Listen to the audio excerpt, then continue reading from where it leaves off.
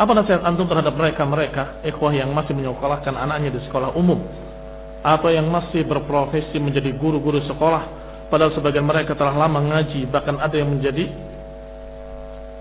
pengurus Ma'asalafiyin, dan bagaimana kami menyikapinya?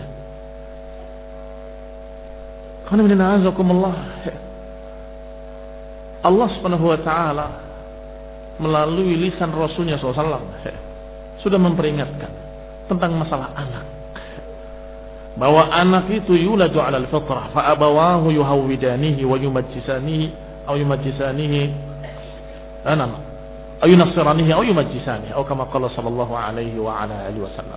Kullu mauludin yuladu 'alal fitrah. Semua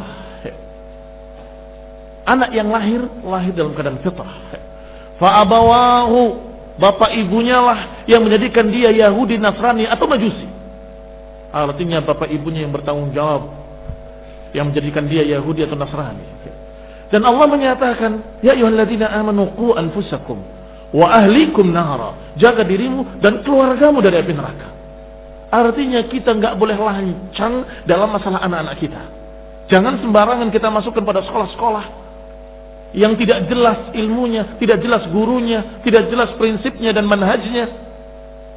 Kaum muslimin yang saya hormati, wa khususan antum salafiyin ahli sunnah, apalagi yang sudah lama ngaji, masa kalian tidak tahu tanggung jawabnya di sisi Allah SWT?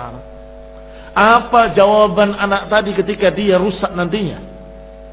Karena abi menyekolahkanku di sana. Ya Allah, coba kalau abi waktu itu masukkan aku ke sana, tidak ke sana, aku nggak begini. Tanggung jawab akan ditanya oleh Allah Subhanahu wa ta'ala tentang anakmu.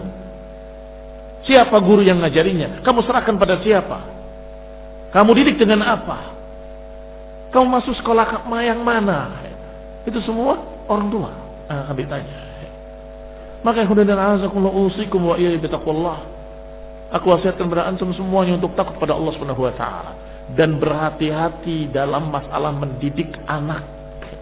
Berhati-hati dalam masalah mendidik anak. Kalau sudah rusak, sulit diperbaiki. Jangan mengatakan gampang nanti. Jangan anggap remeh. Yang namanya syubhat, kalau sudah masuk ke dalam hati, sulit untuk keluar. Kalau sudah masuk ke dalam hati, sulit untuk dihapus. Enggak gampang. Maka hendaklah perhatikan anak-anak kita, didik dengan baik, serahkan pada guru yang baik di sekolah-sekolah yang baik. Baik dengan ukuran sunnah, baik dengan ukuran manhaj salaf.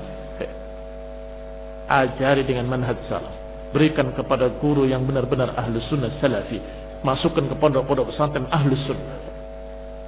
Mau jadi apa sekolah dengan sekolah umum? Mau jadi apa? Mau jadi dokter, insinyur.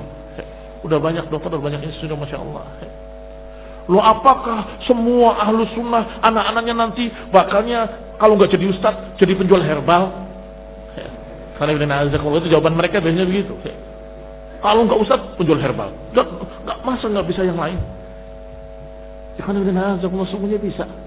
Tetapi karena mereka dalam keadaan memang memilihnya yang seperti itu, ikut-ikutan saja. Padahal banyak untuk urusan dunia sangat gampang.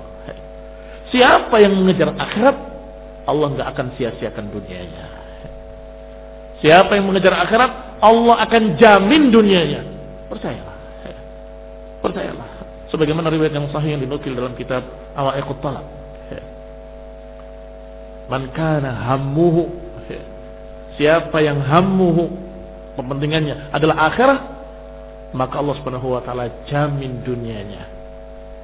Wa man istasha'aba hammuhu fid dunya, dan siapa yang bercabang-cabang pikirannya pada masalah dunia, niat-niatnya pada masalah dunia, maka Allah enggak pedulikan dia fi ayyi audiyatihim halak. Tidak peduli dengannya di wadi yang mana, di lembah yang mana dia akan binasa, Allah enggak peduli. Kalau tasya'aba al-humum, bercabang-cabang niatnya kepada dunia, pengen ini. Tetapi yang ja'ala hammahu amman wahidan, hamma akhiratihi, siapa yang mementingkan tujuannya hanya satu, yaitu kepentingan akhirat, maka Allah akan jamin dunianya. Ini iman. Percaya berarti dia mukmin. Kurang, ya berarti kurang iman. Kaum muslimin yang saya hormati, kita tidak menyatakan tidak boleh cari dunia, silahkan. Gampang kok, alhamdulillah. Mudah. Saya lihat tadi, masya Allah, ngobrol-ngobrol dengan ikhwan usahanya macam-macam. Dan banyak yang berhasilnya, masya Allah. Ada yang konveksi pakaian, ada yang jual bubur, ada yang masya Allah.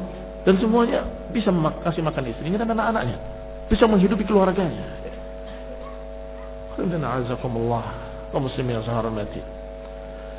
Hati-hati, jangan anggap remeh masalah pendidikan anak, karena itu adalah kertas putih yang masih polos. Kalau kamu coret dengan coretan yang baik, jadi baik. Kalau kamu coret dengan coretan yang jelek, jadi jelek. Na'udzubillah. Kalau kamu serahkan kertas putih ini pada seorang yang jelek, silahkan coret-coret. Apa jadinya? Siapa yang ngajari? Tidak tahu. Itu ada Pak Markus sama Pak Anu, orang-orang yang Nasrani, ngajar juga umum. Yang kadang-kadang berbicara pelajaran umum, kadang-kadang nyeletuk masalah syubhat. Jangan anggap remeh masalah ini. Hati-hati. Tanggung jawabmu di hadapan Allah sangat besar. Tanggung jawab di hadapan Allah sangat besar. Akan ditanya oleh Allah Subhanahu wa taala nanti tentang anak-anak kita, tentang istri kita.